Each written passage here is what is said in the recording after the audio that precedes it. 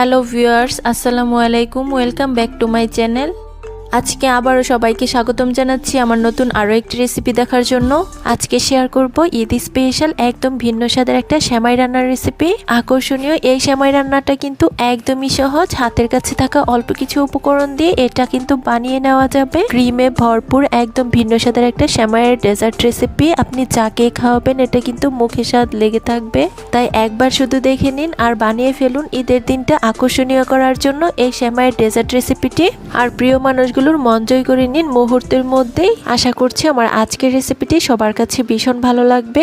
ভালো লাগলে প্লিজ একটি লাইক দিয়ে চ্যানেলটিকে সাবস্ক্রাইব করে দিবেন আর পাশে থাকা বেল আইকনটি প্রেস করে দিতে পারেন যেন পরবর্তী ভিডিও নোটিফিকেশন সবার আগে পৌঁছে যায়। তাহলে চলুন দেখে নেওয়া যাক ক্রিমে ভরপুর ঈদ স্পেশাল সেমাইয়ের ডেজার্ট রেসিপিটি কিভাবে তৈরি করছি। ফার্স্টে এখানে দেখুন আমি একটা বোর্ডের উপর 1 প্যাকেট চিকন লম্বা সেমাই নিয়ে নিয়েছি।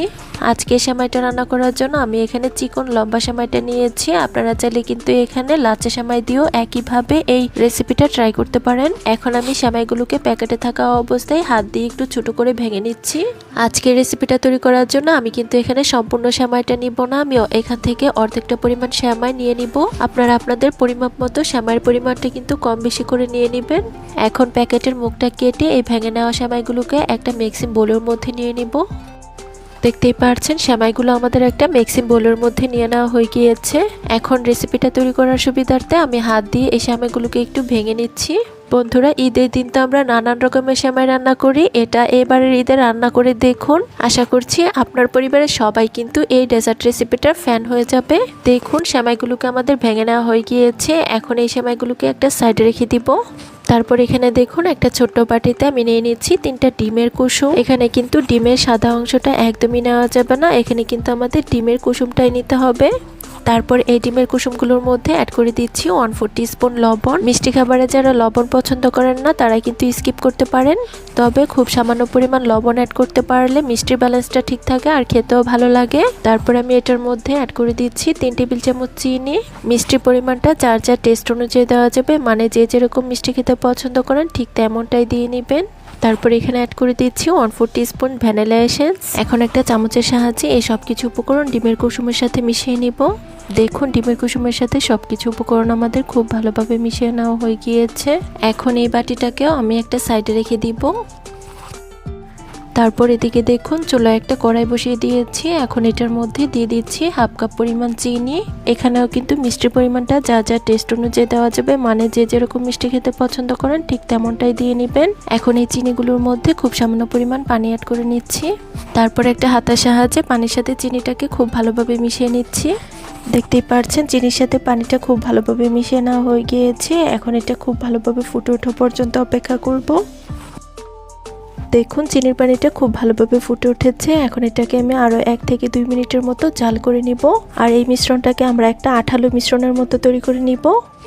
আর এই ফাঁকে এটার মধ্যে আমি খুব সামান্য পরিমাণ লবণ অ্যাড করে নিচ্ছি। এ পর্যায়ে চিনির এই শিরাটা কিন্তু আমাদের অবশ্যই সাবধানে রান্না করে নিতে হবে যেন এটা পুড়ে না যায়, পুড়ে গেলে কিন্তু টেস্টটাই নষ্ট হয়ে যাবে। তো দেখতেই পাচ্ছেন আমি কিন্তু চিনি শিরাটাকে 1 থেকে 2 মিনিটের মতো খুব ভালোভাবে জাল করে নিয়েছি। আর এটা কিন্তু এখন অনেকটাই ঘন হয়ে গিয়েছে। এখন এটার মধ্যে আমি আগে থেকে ভেঙে রাখা সেমাইগুলোকে অ্যাড করে দিব। আর সঙ্গে সঙ্গে একটা হাতার সাহায্যে অনবরত নেড়ে চেড়ে চিনি শিরার সাথে এই সেমাইগুলোকে খুব ভালোভাবে মিশিয়ে নিব। এ পর্যায়ে কোনোভাবেই কিন্তু নাড়ানাড়িটা বন্ধ করা যাবে না, তা না হলে কিন্তু লেগে যাওয়ার চান্স থাকবে। এখন অনবরত নাড়তে থাকবো আর এই সেমাইগুলো সম্পূর্ণ চিনি শিরাটা টেনে সিদ্ধ হওয়া পর্যন্ত অপেক্ষা করব। আর এ পর্যায়ে সেমাইয়ের মধ্যে খুব সুন্দর একটা ফ্লেভারের জন্য অ্যাড করে দিচ্ছি 2টা এলাচ থেতু করে। তারপর আবারও সেমাইটাকে নেড়ে চেড়ে আমরা খুব ভালোভাবে এটাকে রান্না করে নিব।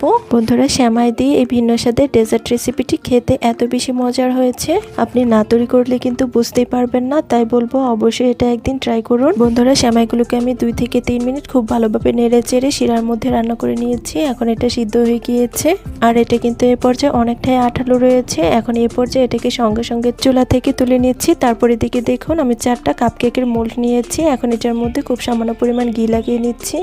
তারপর সেমাইগুলো গরম থাকা অবস্থায় খুব দ্রুত এগুলোকে আমি কাপকেকের মোল্ডের মধ্যে নিয়ে নিচ্ছি। দেখতে পাচ্ছেন সেমাইগুলো আমাদের কাপকেকের মোল্ডের মধ্যে নিয়ে নেওয়া হয়ে গিয়েছে। এখন একটা চামচের সাহায্যে খুব দ্রুত চেপে এগুলোকে মাঝখান দিয়ে একটু বাটির মতো করে সাইডটা একটু চেপে নিচ্ছি। তো তো দেখুন একটি কিন্তু আমাদের বাটির মতো শেপ করে নেওয়া হয়ে গিয়েছে। এখন একইভাবে বাকি সবগুলোকে বাটির মতো শেপ তৈরি করে নিব। বন্ধুরা আবারও বলছি, যারা আমার এই ভিডিওটি দেখছেন প্লিজ একটি লাইক দিয়ে চ্যানেলটিকে সাবস্ক্রাইব করে দিবেন।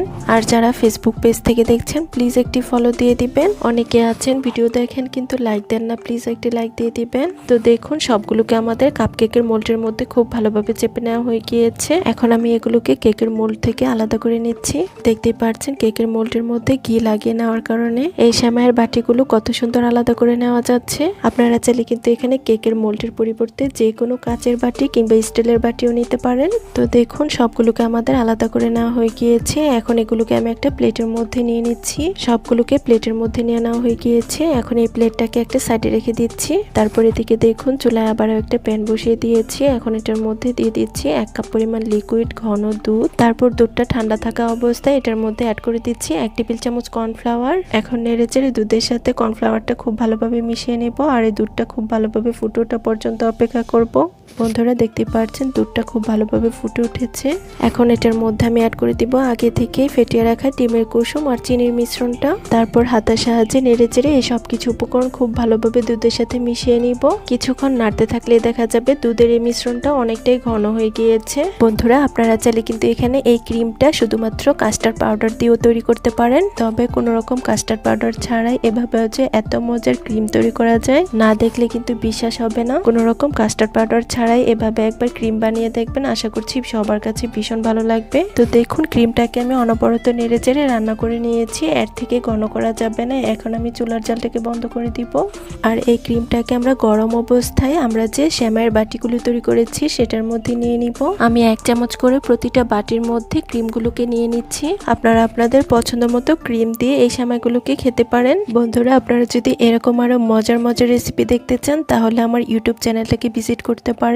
আবার চাইলে ফেসবুক পেজটাকেও ফলো করতে পারেন, যেগুলো দেখলে আপনাদের কাছে কিন্তু ভীষণ ভালো লাগবে। তো দেখতেই পাচ্ছেন সেমাইয়ের বাটিগুলোর মধ্যে আমি অল্প অল্প ক্রিম অ্যাড করে নিয়েছি। এখন এগুলোকে আরো বেশি আকর্ষণীয় করার জন্য কিছুটা পরিমাণ কাঠবাদাম কুচি উপর দিয়ে সাজিয়ে দিয়ে দিচ্ছি। আপনারা চাইলে অন্য যে কোনো বাদাম দিয়ে এটাকে পরিবেশন করে নিতে পারেন। দেখতেই পাচ্ছেন সেমাইয়ের এই নতুন ধরনের ডেজার্ট রেসিপিটা দেখতে কি অসম্ভব লোভনীয় হয়েছে।